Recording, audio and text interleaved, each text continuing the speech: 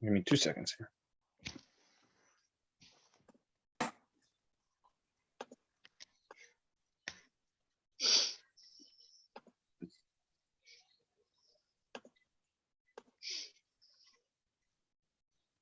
Okay. So here we are. Book of Deuteronomy. There's my big intro. I'm sure everyone was impressed. Sources again for tonight, same as usual. The Old Testament, 4th edition by Coogan and Chapman, and with some help from the New Interpreter's Bible Commentary. Again, cannot stress enough, if you're interested in learning more about the Old Testament, a brief introduction to the Old Testament is probably going to be your best friend. Roadmap for monotheism for everyone, or the Deuteronomy breakdown for tonight. Tonight, as I said, in worship is going to look very different from usual. The last 4 times we've really gone through kind of chunking it chapter by chapter. Not going to do that tonight because of what Deuteronomy is. We are going to kind of get into the structure of Deuteronomy a little bit, more so in the layers of sources than in the content, but we will get into the content. So first, we're going to do the breakdown, or laws revisited. Then we're going to get into strict monotheism, or those gods are nothing but trouble. Of kings and prophets, or the update has downloaded. Xenophobia, or settle down with a nice Israelite girl. Then the end of Torah, or beginning of history, or a very shady origin, followed by the Deuteronomic School, or the origins of Second Temple Israelite religion. Then King Hezekiah, or time for revolution, and then King Josiah, or a very shady origin. So, the breakdown, or laws revisited. First off, the reason I say that laws revisited and the reason Deuteronomy feels so repetitive is because it is. Deuteronomy literally means second law. Supposedly, it was written / given by Moses just before he died. We'll kind of get into that in a little bit. There's a big change up, though, in the theological outlook, and especially how it's conveyed. Deuteronomy differs from Exodus and Leviticus in that God is not portrayed as actively imparting the commands. Moses alone speaks. In the Exodus story, we get all this big, huge imagery, and you know, smoke comes from the mountain. When God shows up in the tabernacle, smoke comes out and they got to go running away because God has come and sat in his throne and kicked up his feet on top of the ark, and he is there to hold court. None of that in Deuteronomy. In fact, you have this sleight of hand, in that God does not dwell amongst the people. The temple is not God's home. It is where God's name dwells. It is the place of his name. Deuteronomy talks about the ark, but the cherubim throne is gone.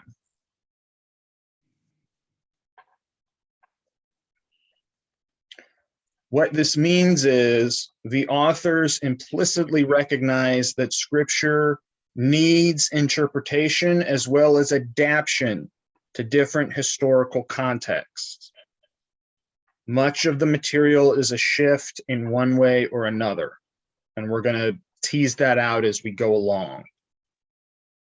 But Deuteronomy represents a big shift in understanding the nature of the relationship with God, and understanding what it means to be a people of God, and even how God works.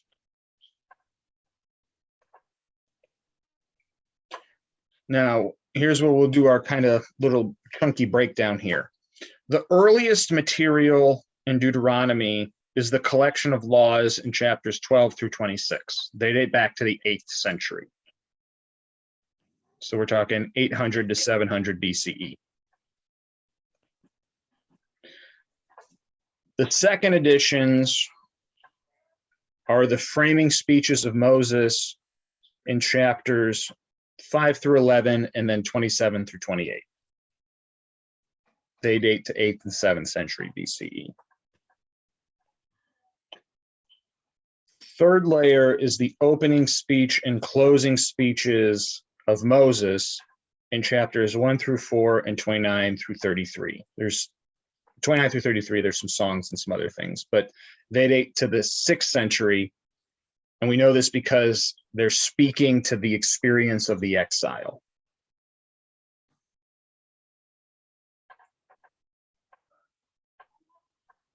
And then the last layer is from the final editor of the first 5 books, maybe some more, in chapter 34.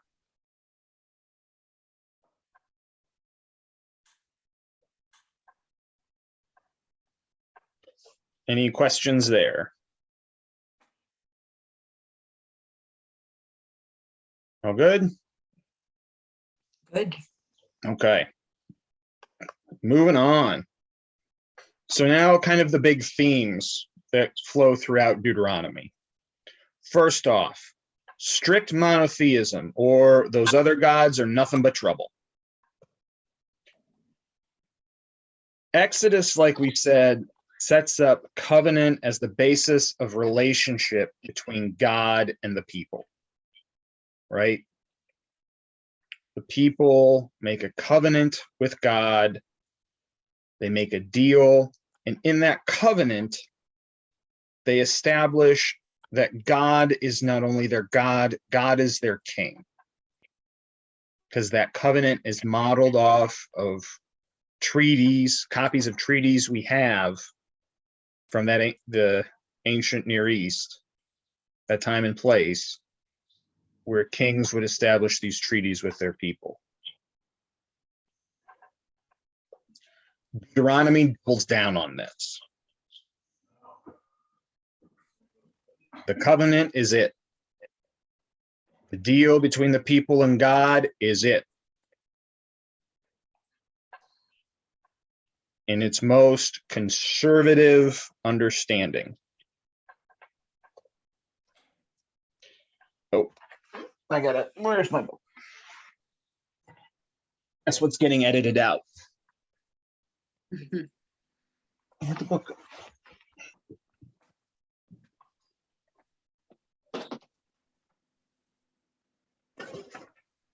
Oh, for crying out loud. Okay, sorry. Give me 2 seconds. Oh, nope, here it is. So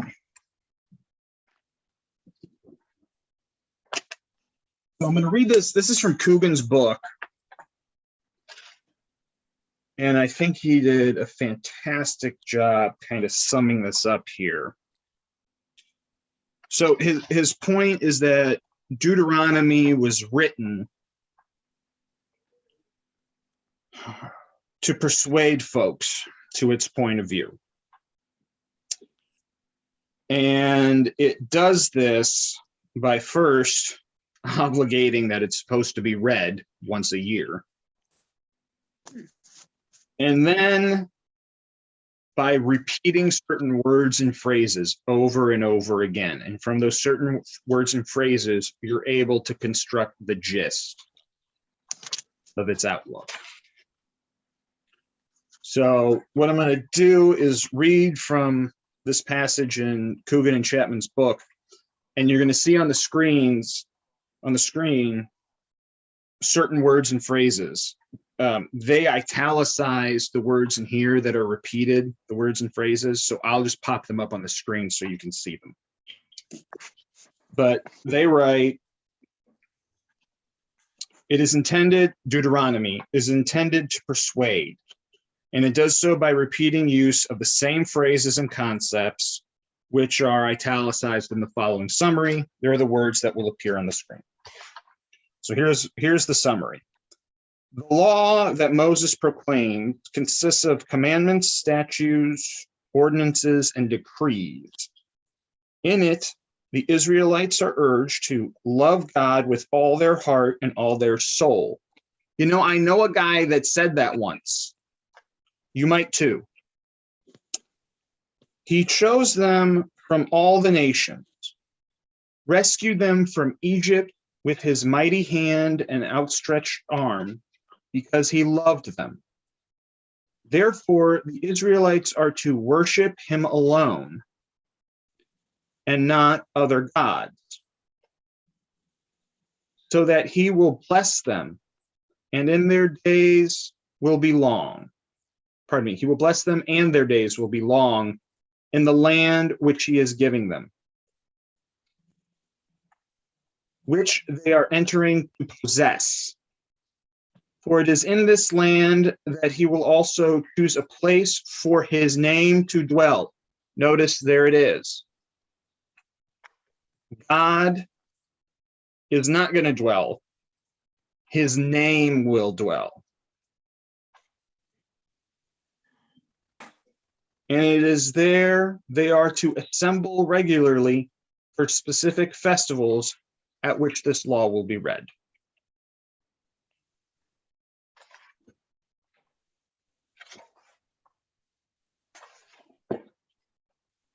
So you can see in the words, I'm going to back it up here. What do we have? We have a law. A law is made up of commandments, statutes, ordinances, and decrees. Why does God give these? So that they will then love God with all their heart and all their soul. That is the summation of all of this. Why does God choose them amongst all the nations? Or pardon me. Why do they love God with all their heart and all their soul? Because God chose them amongst all the nations. His mighty hand and outstretched arm saved them because he loves them. Because he saved them and loves them, they should worship him alone, no other gods. If they do this, God will bless them. Their days will be long in the land which he is giving them. The land he is giving them is theirs to possess, holy. Not holy as in sanctified, but holy as in complete. Once there, he will choose a place for his name to dwell. This is going to be important. That's the temple. The temple is big in Deuteronomy. The temple is where they will assemble for festivals to have this read. Why is it read? Go back to the beginning for them to remember. God loves them. God saved them. They owe him. All the other gods are out. God will bless them if they listen. Their days will be long. Everybody will prosper. They'll gather at the temple. They'll have a big party. Why? Go back. The cycle. Okay, so as I've said, Deuteronomy is in a lot of ways a rehash of Leviticus and parts of Exodus, but there are some very interesting differences that point to Deuteronomy's origins and why Deuteronomy is the way it is. One of those differences is of Kings and Prophets, or the update has downloaded. Should be has, not had. We're going to pretend that's correct. So, as I said, it's a large rehash. The interesting addition, one of the biggest ones, is Deuteronomy adds Kings and Prophets. Exodus, Leviticus, Numbers, it's the priesthood. There's the priesthood and there's the people. There's God, the priesthood, and the people. And that's the three orders, right? I think everybody on this one was with us for Leviticus. If you're watching this on the recording, you can go back to Leviticus. Remember the tabernacle. You have God dwelling in the holies of holies. You have the priesthood around that. Then you have the tribes, the people.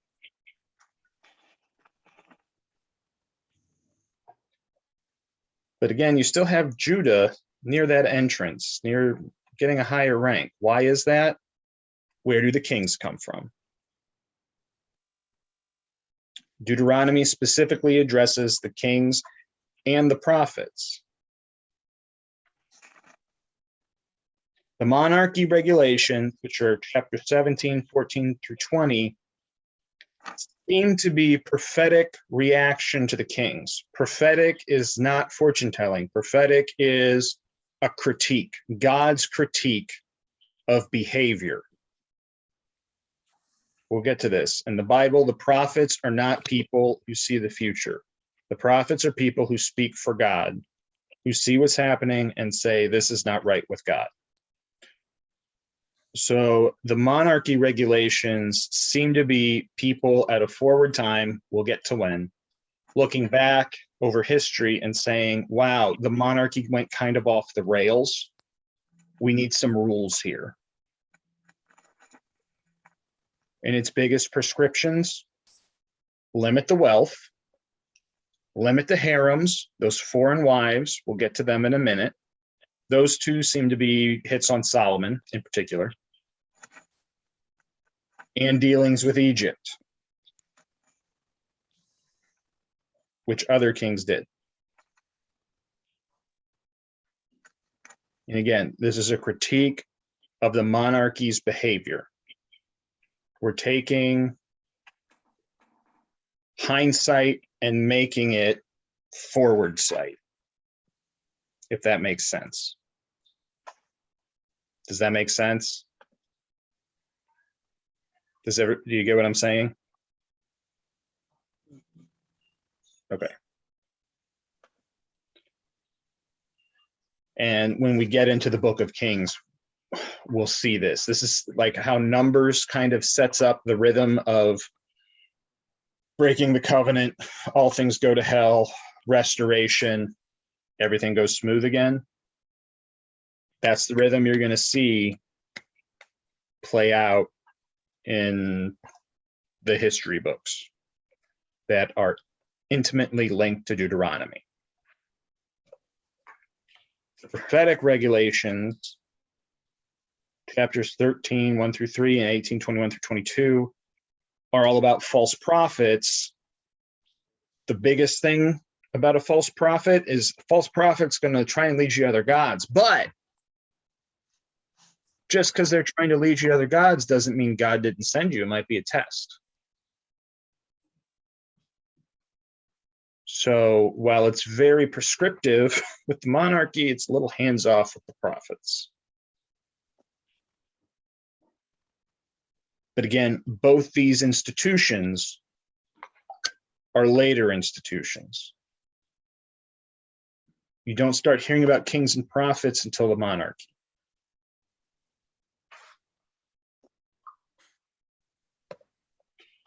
Another big topic or theme in Deuteronomy that is not there in Exodus, really, not there in Leviticus, pretty explicitly, and not there in Numbers, is xenophobia.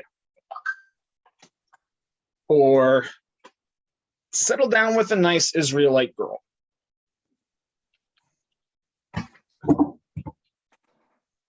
So in Exodus and Leviticus, Exodus tells the story of Moses marrying a non-Hebrew. Leviticus talks about foreigners are to be treated pretty much like native citizens. Why? Because Leviticus is again written out of the Exodus experience of you were once a slave in Egypt. You know what it's like to be a foreigner in another land, so you darn well better remember it by treating foreigners nice.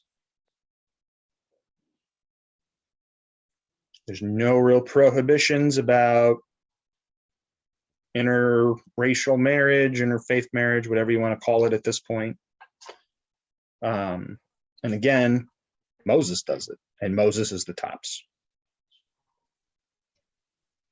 Then we have this from Deuteronomy.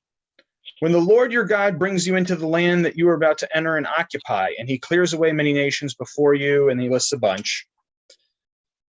And when the Lord your God gives them over to you and you defeat them, then you must utterly destroy them.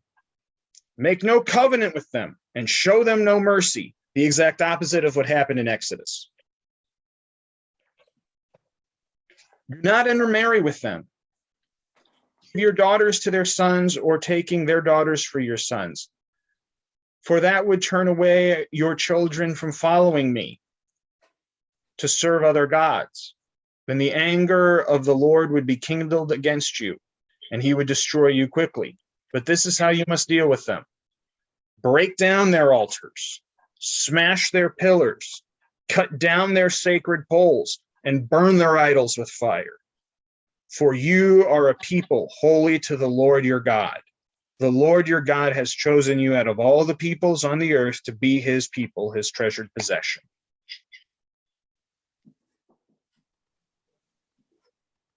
What the hell happened?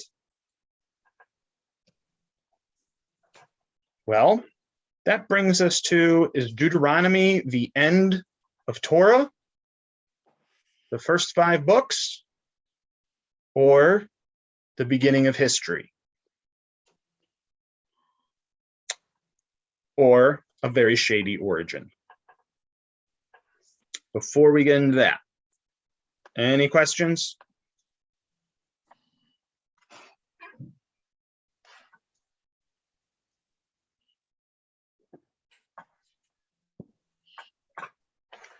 Okay. So what am I talking about here? Tradition ascribes the first 5 books of the Bible to Moses. Somebody brought that up beforehand. It's the last book of Moses. What's interesting is Deuteronomy is the only one of these 5 that states this. The others are all written in the third person. No authorship is claimed. They also all represent an Israelite theology that is more open and tribal. In other words, they're fine with people coming in. The concern is also the tribes, not the monarchy.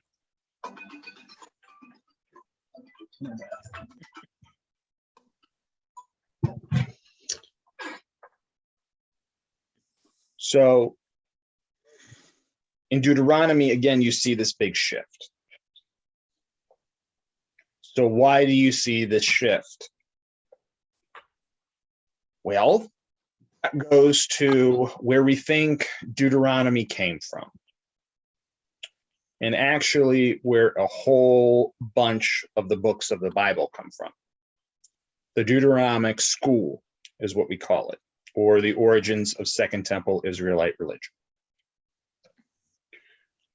Once upon a time in the northern kingdom of Israel, when it was rich and prosperous, it worshipped at local shrines and mountaintops to God, but also other gods. While it was rich and prosperous and polytheistic, God was still on top, but there were other gods that were to be worshipped. God was the chief god, the top god. Other gods were under him. There arose a countercultural movement rooted in the idea of covenant to God alone and social justice. Amos and others were decrying the gluttony and polytheism, interlinking the two. So for the prophets and origins of this Deuteronomic school, the covenant and its ideas of taking care of less than and all in those social justice aspects are interlinked with following God. When you start following other gods, the social justice falls away. When you start ignoring the social justice, other gods start creeping in. You don't see that as much in Deuteronomy, but it plays out in the other books, which we'll get to. Now, when the northern kingdom of Israel falls, this movement flees south. Amos is considered the first prophetic book written by a prophet. In the Book of Kings, there are other prophets. Samson is a prophet. Moses is a prophet. You have the prophetess Deborah. But when they really start to play a big role is in the history books, which is why Deuteronomy cares about them. Again, they seem to form the basis of this Deuteronomic school. And when this school flees south, they find King Hezekiah on the throne, which leads us to King Hezekiah, or time for revolution. King Hezekiah is converted to their line of thinking and begins launching a series of reforms. No other gods. All idols are removed from the temple, and all the other sites of sacrifice are smashed. Sounds kind of like what we read, right? Hezekiah goes so far as to, in Numbers, Moses tells the people to build a bronze statue of a snake to remind them of one of the times God bailed them out. It's placed at the temple. Hezekiah has it smashed because it's become a site of sacrifice that's too close to an idol. Done. And the Book of Kings attributes it to Moses and says he smashes something Moses did.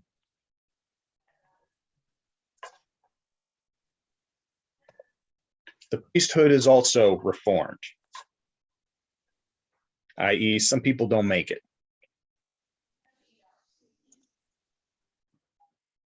The result of this is all worship is centered at the temple in Jerusalem, which is also where the king is centered. You can see how this could be advantageous from the king's point of view. Now, the Bible, of course, writes it as a true conversion of faith, and lots of good things happen out of this, which we'll get to then. There's also that reality rolling around in the back of your head. So, which is which? How does it go? We shall see. After his death, some reforms are lifted. So from the view of Deuteronomy and the Deuteronomic School, that's going to write all these history books,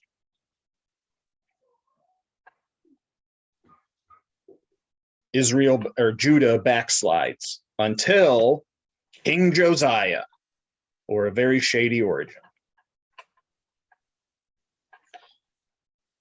It's recorded in the Bible, in the book of 2 Kings. The priests go into the temple,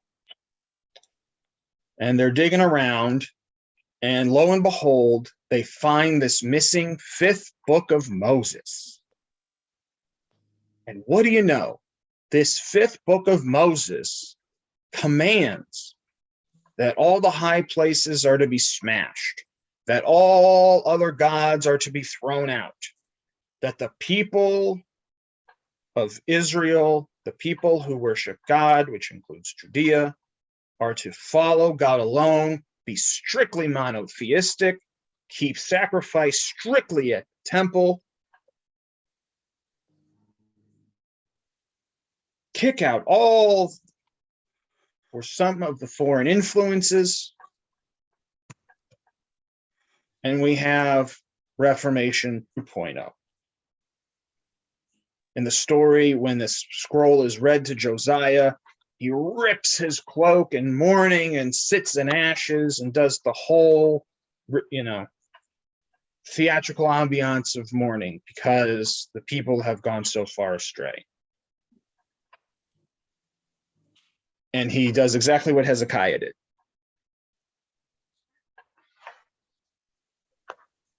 So, is Deuteronomy the end of the Torah or the beginning of history? In that, it says it's the last book of Moses. It also is very much the prologue for the books from Joshua to the end of 2 Kings. 2 Kings ends with the exile. Those history books are all written from the point of view of Deuteronomy. We also know that they are written later because even within those books, they cite their sources. If you want to read more about this king, read about him in the annals of the southern kings of Judah. If you want to read more about this king, read of him in the war and whatever it is, the kings of the north.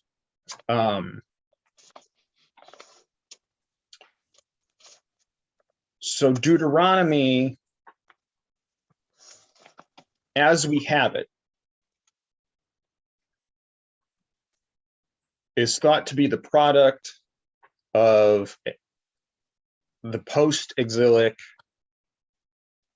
understanding, the post-exilic people who have taken this Deuteronomic School's understanding to heart because it solves a major problem. Why did the exile happen? Is God evil?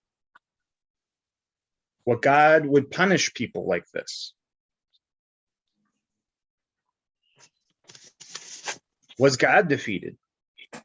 Is God weak? Because that's the typical ancient Near East understanding of what happens when somebody's conquered. What happens on earth happens in the heavens. When two people fight, their gods fight. And whoever loses on earth, that God lost in the heavens. What the Deuteronomic School does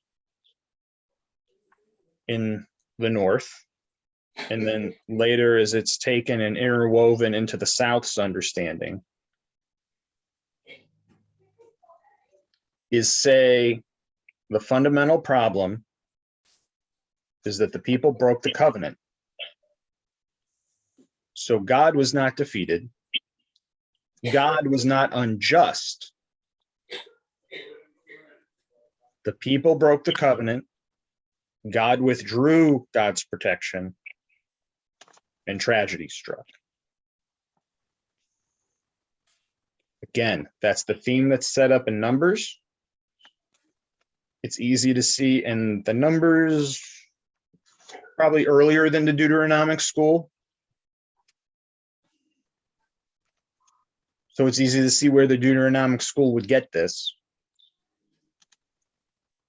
They pick up that rhythm and they go with it.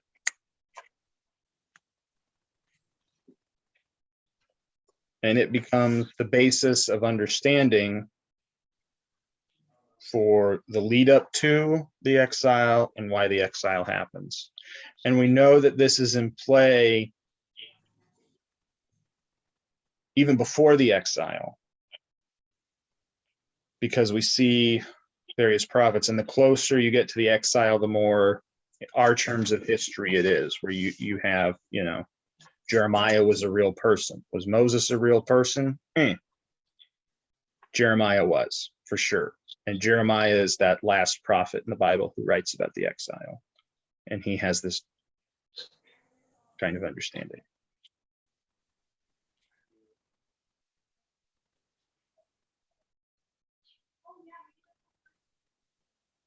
So with that, I will